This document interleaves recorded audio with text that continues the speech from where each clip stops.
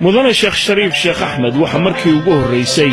saaxadda siyaasadda Soomaaliya uu ka soo muuqday sanadkii 2004 isagoo xilligaasi gudoomiye ka ahaa maxkamaddii islaamiga ahayd ee ku taalay xaafadda CC ee degmada Yaaqshiid ee magaalada Muqdisho isagoo markii dambena loo doortay gudoomiyaha midowga maxaakiimta islaamiga intii xilkaasi aan loo dooranin ayaa Sheekh Shariif Sheekh Axmed waxa uu ku jiray bahada waxbarashada ee dalka Soomaaliya waxaana macallin uu ka ahaa qaar ka mid ah dugsiyada waxbarasho ee dalka Soomaaliya gaar ahaan magaalada Muqdisho Sheekh Shariif Sheekh Axmed waa nin ka soo jeeda qoys culimo oo diinta islaamka aad ugu dheer caana ka koonfurta Soomaaliya kuwaasoo lagu qadariyo kaalinta bulshada ay kaga jiraan dhanka waxbarashada Sheekh Shariif Sheekh Axmed waa nin aqoon-yahana oo jaamacada kaga soo baxay wadamada Suudaan iyo Liibiya waxaanu ku takhasusay qaanuunka iyo shareecada sidoo kalena waxa aad loogu amaanaa sheekha amnigii iyo xasiloonidii muddada 6 bilood socotay ee Muqdisho ay ka hirgeliyeen isla waqtiyadaasi ayaa maxaakiimta waxa hogaaminayay Sheekh Shariif Sheekh Axmed waxaana uu ku guuleystay furidda gegida diyaaradaha magaalada Muqdisho oo xidhnayd in ka badan 10 sanadood burburkii midowgii maxaakiimta islaamiga kadib ayaa Sheekh Shariif Sheekh Axmed waxa wadaxaajood uu la galay dawladdii uu hogaaminayay madaxweyne Cabdillaahi Yuusuf Axmed Allah u naxariistee isagoo kula heshiiyey in ciidamadii Itoobiyaanka ahaa laga saaro dalka Soomaaliya laguna soo bedelo ciidamo ka socda midowga Afrika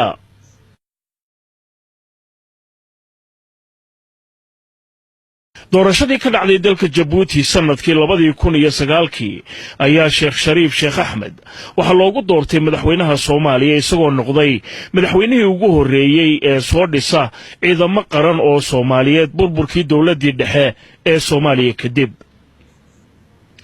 sidoo kale dawladdiisu waxa ay ka shaqaysay muddadii xilka ay haysay in dib u heshiisiin ay ka hirgasho waddanka Soomaaliya waxa kaloo la hirgeliyay isla waqtiyadaasi nidaamka federaalka ee waddanka Soomaaliya oo markaasi hanaqaad noqday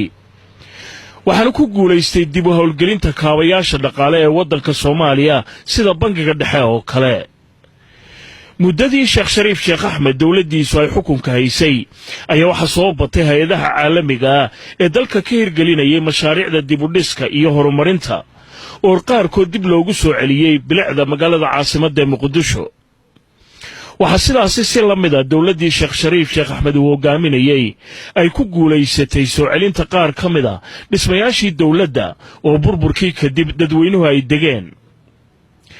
dawladdii Sheekh Shariif Sheekh Axmed waxay ku guuleysatay in la sameeyo hanti soo celin iyadoo dadka qaar ay dib u heleen hanti maguurta oo ay ku waayeen intii waddanku burbursanaa dawladdii federaalka ahayd ee ku meel gaadhka ahayd ee uu hogaaminayay Sheekh Shariif Sheekh Axmed waxay qortay oo ay hirgelisayna dastuurka dawladda ee Soomaaliyeed waxa intaasi dheer in dawladdii uu hogaaminayay sheekhu ay hirgelisay mashaariic loogu diyaarinayo bulshada isbedel iyo dawlad wanaag iyadoo deegaamo fara badan laga hirgeliyay mashaariic lagu dhisayo bulshada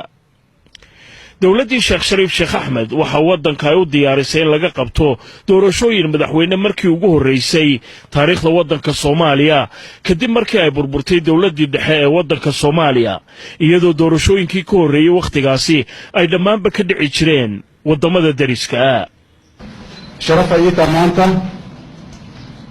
shir lagu doonanayo madaxda qaranka ee halka ka dhacay magaalada Muqdisho iyo Soomaaliya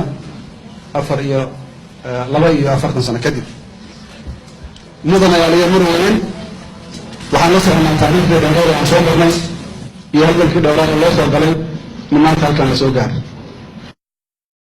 dhinaca kalena waxa jiray dhaliilo loo soo jeedinayay dawladdii uu hogaaminayay madaxweyne Sheekh Shariif Sheekh Axmed